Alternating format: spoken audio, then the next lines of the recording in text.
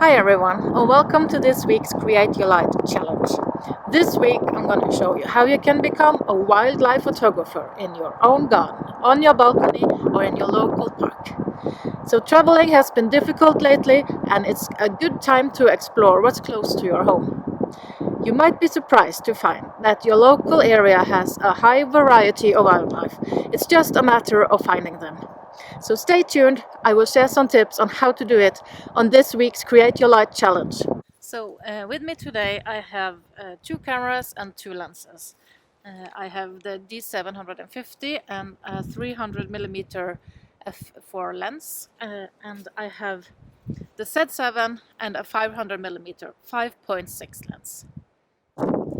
So right now I'm exploring the area around my house. I recently bought a mountain lodge in Dovrefjell, so I basically live in a national park.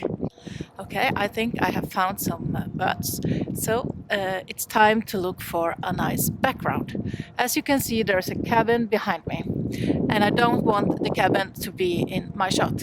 So I will always try to take some test shots just to make sure that my background looks nice.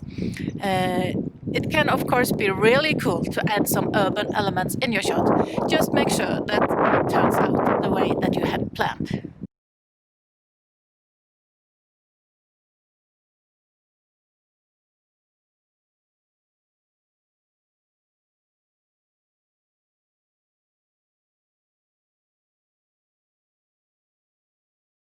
So I will talk a little bit about the settings that I usually use when I'm shooting wildlife.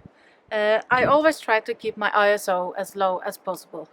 The higher ISO, the more grain in your shots.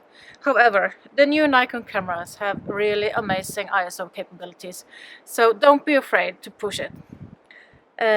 When I'm photographing wildlife, I like to have a soft and blurry background to keep my subject in focus and to make the subject stand out in the frame. So I keep my apertures as open as I can, and I try to keep my shutter high to avoid any camera shake. When you shoot with the long lens, it's difficult to keep everything steady, and I'm not a big fan of using tripods. So a good tip is to use a shutter that's the double of your focal length.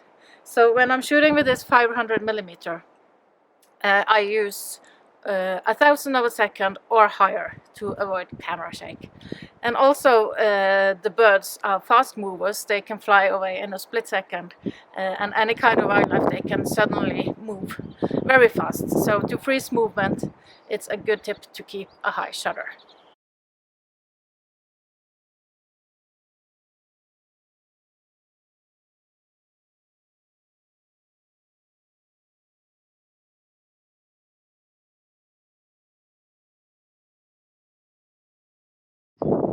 Okay, so I am on location and I'm trying to photograph some little birds that are just across this little stream in the bushes. And I try to get as low to the ground as I can because I want to be at the same level as the subject that I'm shooting. This has also been an area where I have seen beavers, and when they are swimming, I choose to lay on the ground to try to get at the same level as the swimming beaver. Okay, so now I'm in position. My camera is on the ground, so I'm keeping it stable. And also I am as low as I can get without getting actually in the water.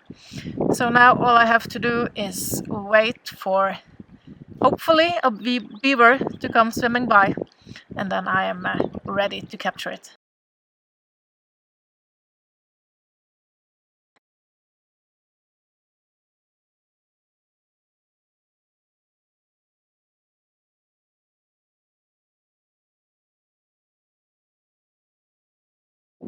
We are going for a little hike up the mountain behind us to look for some muskox.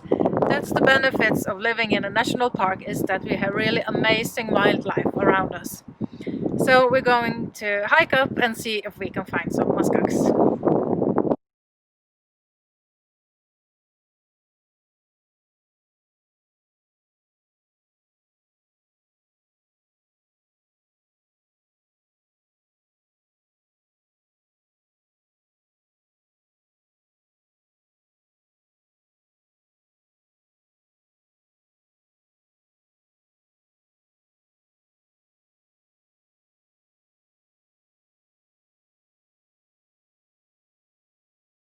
So now it's time to look through the footage and to do some editing. I hope you have enjoyed watching and that you now have some inspiration to go out there and get your own wildlife images. Remember that you don't have to go to a national park to find wildlife. You can find wildlife anywhere, even in your own garden. So grab your gear, get out there, and good luck!